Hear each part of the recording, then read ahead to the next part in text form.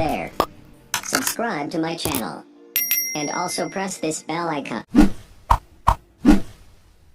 So hello guys, इस video में बात करने वाले एक फ़ोटो एडिटिंग के ऊपर जो कि बहुत ज़्यादा कूल होने वाली है। तो चलिए वीडियो को शुरू कर लेते हैं। सबसे पहले मैं आपको एक पीएनजी देने वाला हूँ जो कि आपको डिस्क्रिप्शन लिंक में उसका आपको लिंक मिल जाएगा, आप वहाँ से डाउनलोड कर सकते हो। तो सबसे पहले मैं एक पीएनजी ऐड कर लेता हूँ।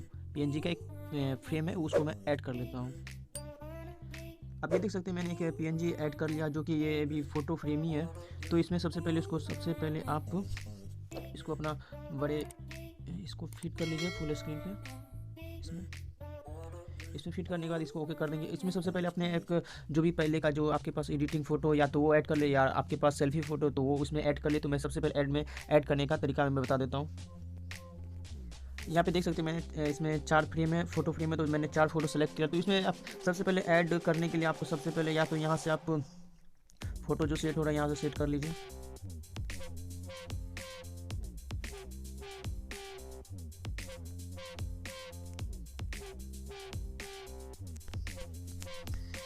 और ये फोटो ऐड नहीं हो रहा तो सबसे पहले इसमें ग्रुप में जाइए। ग्रुप में जाने के बाद आपको इसमें स्क्वायर में जाइएगा। तो इसमें ये फ़ोटो आपको जहाँ तक रखना है वो वहाँ तक रख के इसको क्लिक कर लेने के बाद अब ये फ़ोटो आराम से ये सेट हो जाएगी।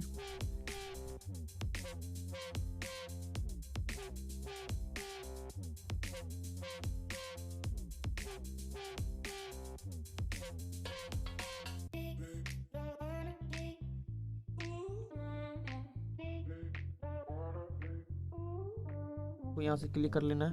मैंने अभी जैसे तैसे ऐड कर लिया है। तो इसमें ऐड करने के बाद आपको यहाँ से ड्राइंग में जाने के बाद यहाँ पे आपको यहाँ फ़ोटो को सेव कर लेना है, ठीक है।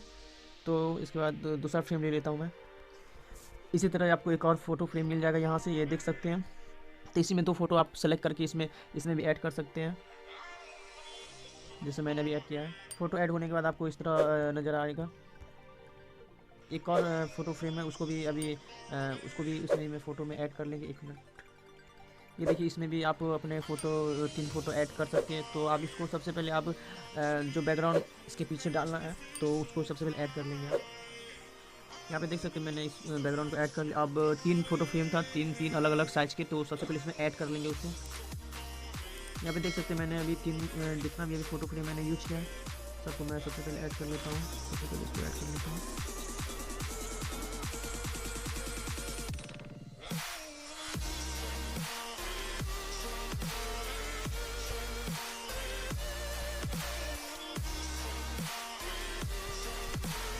इसके बाद 2 फ़ोटो यहाँ है ऐड करता हूँ।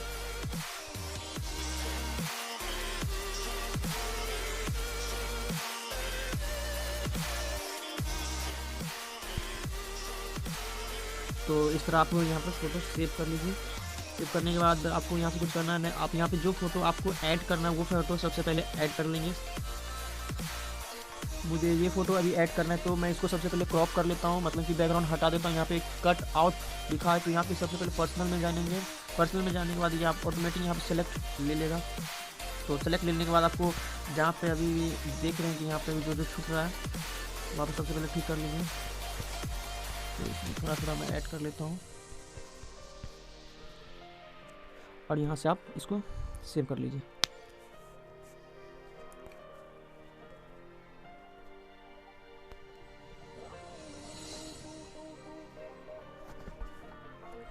तो इससे पहले जो आप फ्रेम तैयार किए थे वो फ्रेम सबसे पहले ओपन कर लेंगे यहाँ। तो PicsArt को काटने के बाद फिर से ओपन करेंगे। तो ओपन करने के बाद यहाँ पे सबसे पहले फ़ोटो ऐड कर लेंगे जो भी मैंने काटा था। तो देख सकते हैं मैंने यहाँ पे फ़ोटो ऐड कर लिया हूँ। तो इसको सबसे पहले मैं निकाल देता हूँ।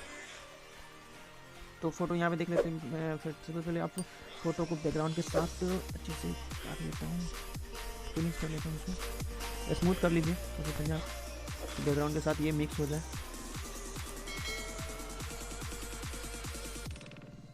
तो यहाँ देख सकते हैं मैंने बैकग्राउंड के साथ थोड़ा बहुत मैच करा ही लिया हूँ।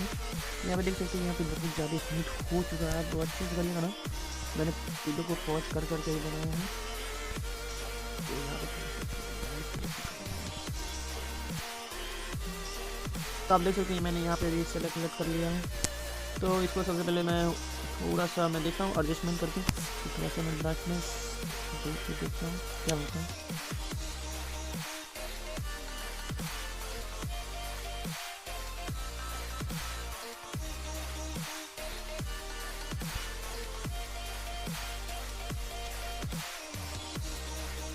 तो यहाँ पे मैंने अभी सेलेक्ट करके टिक मार दिया हूँ।